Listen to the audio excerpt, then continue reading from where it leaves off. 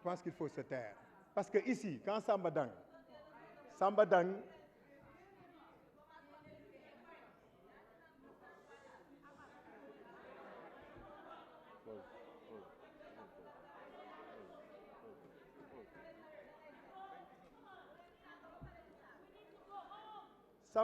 Honorable collègue. Samba Dang dafa defoon Honorable Abass Fall, juste une seconde. Honorable collègue. Non, c'est en pause. Honorable collègue. Honorable collègue. Honorable Abass Fall, juste une seconde, je fais une adresse. Honorable collègue, je rappelle l'article 68. C'est un aspect important. Chacun a la possibilité de prendre la parole et de dire ce qu'il veut en termes respectueux, en termes naturellement, même si c'est ferme, mais en des termes très courtois. C'est ce qui nous réunit aujourd'hui. Honorable collègue, laissez l'honorable député Abass Fall continuer son adresse. Les autres prendront la parole et sur cette base-là, diront également ce qu'ils voudront. Merci, Monsieur le Président.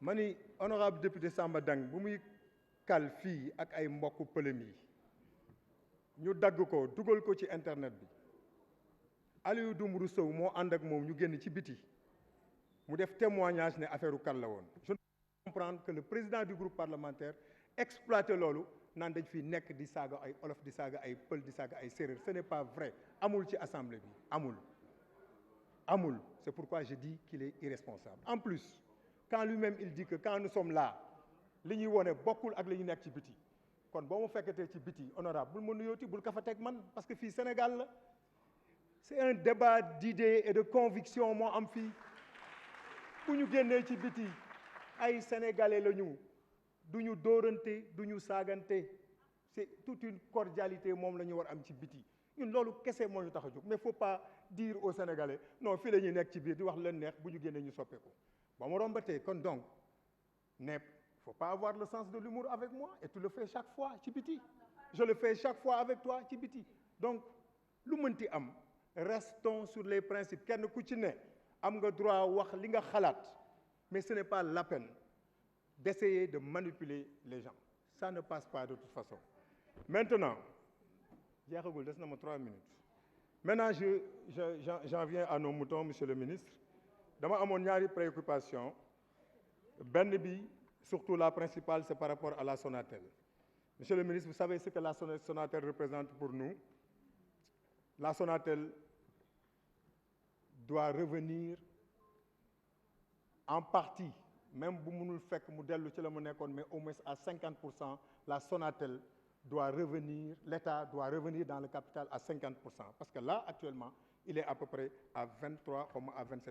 Ce n'est pas normal.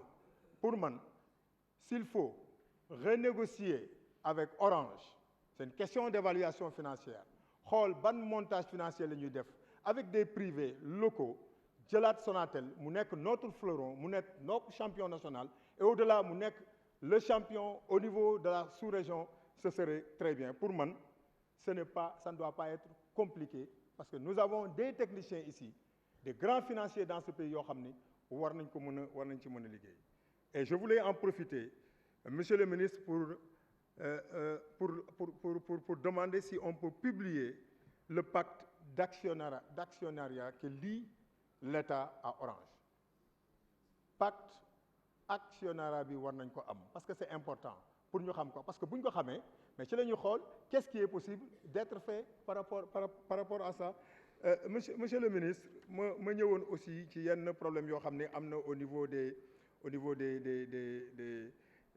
opérateurs surtout en matière d'externalisation. Il faut que ñu xool naka la ñuy def pour revenir à une certaine forme de réglementation parce que externalisation yi baaxul daf ñuy xañ expertise te day créer aussi une déperdition au niveau de nos ressources humaines. Donc loolu war nañu xool naka la ñuy def pour ñëwaat. Le fonds donc de développement donc du service universel